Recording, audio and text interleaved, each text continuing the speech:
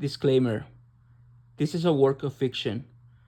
Unless otherwise indicated, all the names, characters, businesses, places, events, and incidents in this story are either the product of the author's imagination or used in a fictitious manner. Any resemblance to actual persons, living or dead, or actual events is purely coincidental. This has been aided by AI. Echoes of the Crimson Sky. I never thought my high school would become a battleground between demonic creatures and humanity, but that's exactly what happened on the day the sky turned crimson. The morning started like any other. I was sitting in history class, the sunlight streaming through the tall windows creating a warm glow on my desk. Miss Clark was droning on about the ancient civilizations, her voice a dull hum in the background. I was more interested in the way the light danced on the polished floor, little flecks of dust swirling in the golden beams. It felt peaceful, almost serene, but that peace was about to be shattered. A loud crash echoed through the halls, followed by screams. My heart raced as I jumped from my seat. My chair clattered into the floor.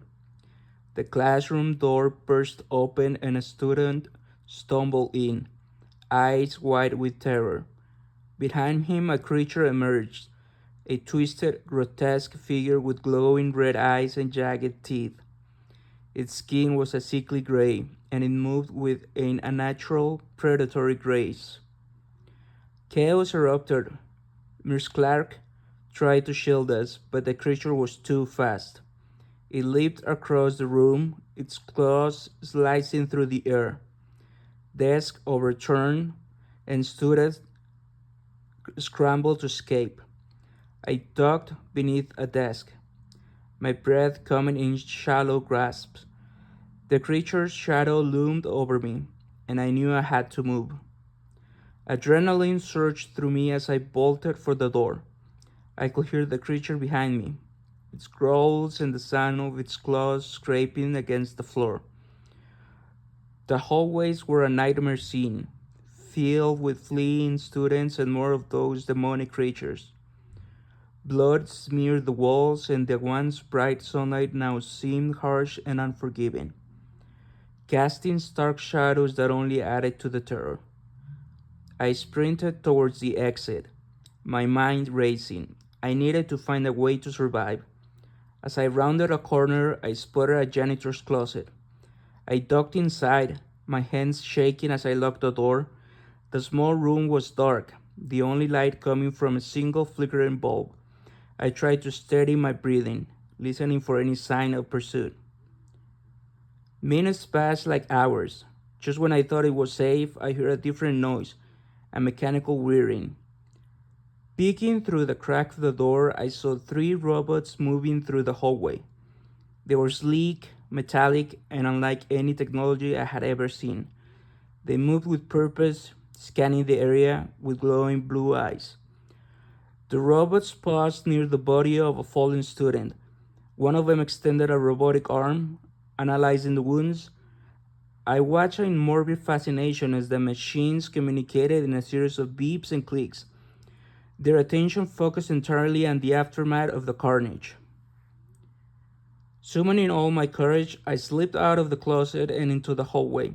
I needed to find help or at least a weapon. The sunlight streaming through the windows created blinding reflections on the robot's surface, momentarily distorting them. Using this to my advantage, I moved stealthily, my eyes scanning for anything I could use to defend myself. In the gymnasium, I found a broken hockey stick.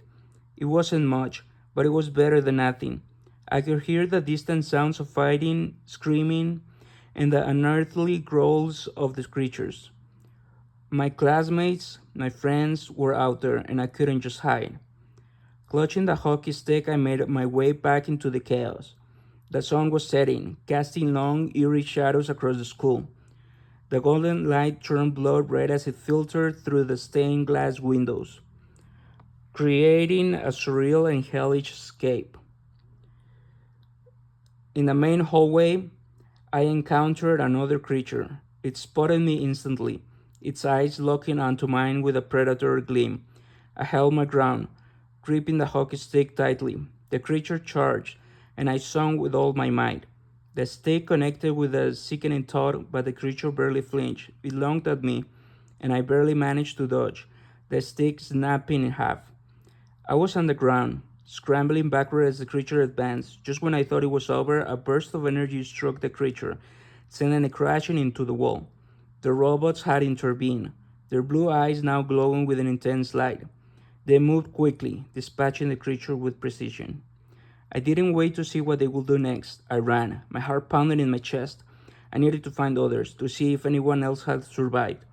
As I made my way through the school, I found a few classmates huddled together, their faces pale with fear.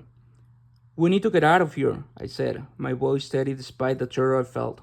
"Follow me."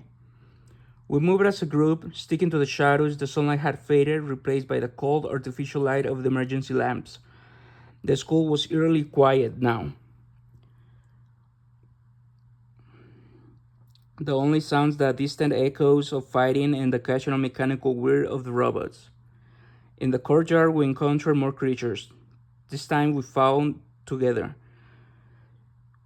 using whatever we could find as weapons. The creatures were relentless, but so were we.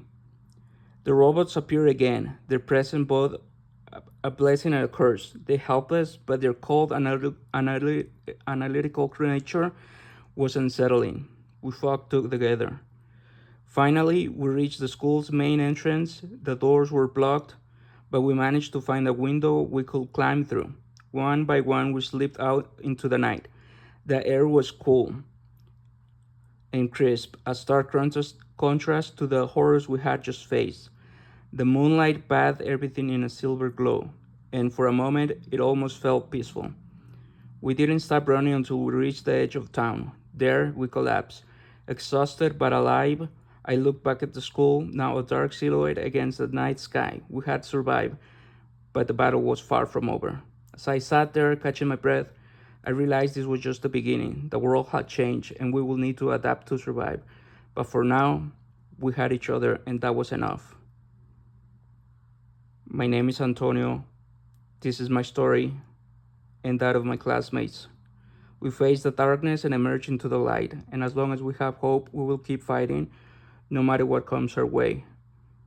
Hope will light the way, and we will survive with determination.